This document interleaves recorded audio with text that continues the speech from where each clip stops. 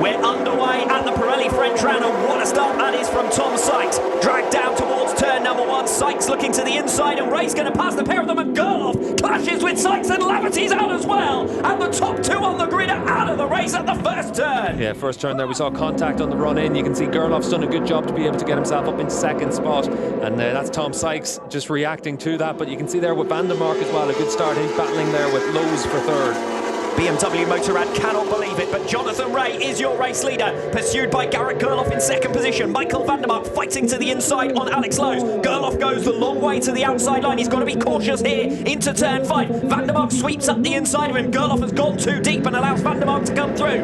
Lowe's might get the cut back as well off the Adelaide hairpin. That all enables Jonathan Ray to streak clear. The battle for third place as things stand. Alex Lowe's making good progress up to third position. Yeah, what we've seen all the way through the running so far this weekend is you can't go down that left-hand side on the run into turn 5. So for Gerloff, a little bit of a mistake to have opted for that strategy. Lowe's able to get down the inside of Van der Mark into the 180 corner. Nice move from Alex Lowe's to take up the challenge in second place. Garrett Gerloff now trying to get on terms with Michael van der Mark as well. So the Dutchman could be tumbling backwards out of the provisional podium places. Here goes Gerloff launching that manoeuvre down the inside. These two were dicing it out for second position in race 2 a couple of weeks ago in Catalonia. This time it's for P3, and Gerloff has seen his way safely through. And Van der Mark is going backwards through the field. Loris Baz, a wet weather specialist and home man this weekend in Magny-Cours, comes through for 4th position. So your new order as they flash past us is Jonathan Ray, then it's Alex Lowe's. It's a 1-2 for KRT as things stand. Gerloff now coming under pressure from Baz, who's making up positions. Yeah, let's take stock of where we are as well with Scott Redding. He's picked up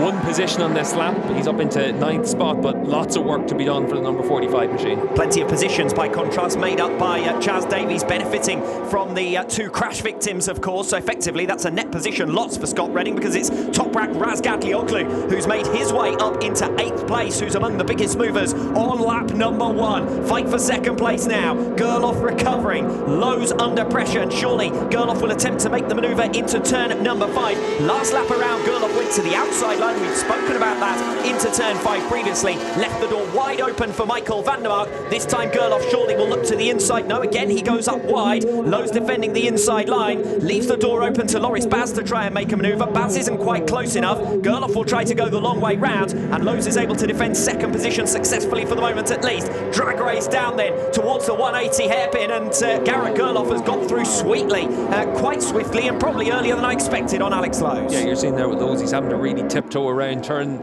3 was a big challenge for him. The Yamaha's a lot quicker through there, and you can see for Jonathan Ray at the front as well, he's not been able to edge away from these guys, so you expect the 2 Yamaha riders, Baz and Gerloff, to be able to close up as well. You can see for Loris Baz in 4th position, doing his best there to make sure he's able to apply some pressure there on Alex Lowe's. We're going to see again the carnage on the first turn. Yeah, have a look at the 2 BMWs, first and second on the grid. Sykes makes a really good start here and gives himself that chance to have a run down the inside. Let's see what happens though, because it was 2 different incidents for both of them. You can see here the contact between Sykes and Gerloff, and then yeah, Sykes actually, his bike just tagged the back of Eugene Laverty, so nothing there that Laverty could do, but he came down very heavily on that. We saw him limping away, and you could see there as well, that bike came very close to running over the top of him as well, so lucky there for Laverty that he didn't pick up anything more serious than that. And the reaction from the BMW Motorrad outfit says it all. Looks as though Loris Baz has got through on Alex Lowe's for 3rd position, so Lowe's struggling at this stage of the race. The fastest man on the track last time around, Garrett Gerloff, who's trying to haul in ground now on the tail of Jonathan Ray. The gap early on, half a second, while the others were scrapping for second place. Ray managed to steer clear of all of the chaos on the opening turn, get through to the front, build a buffer, but that buffer is being eaten away by Garrett Gerloff. Look at him closing in. Yeah, Gerloff doing a really good job here in the early stages of this race. You can see him through turn 3 again,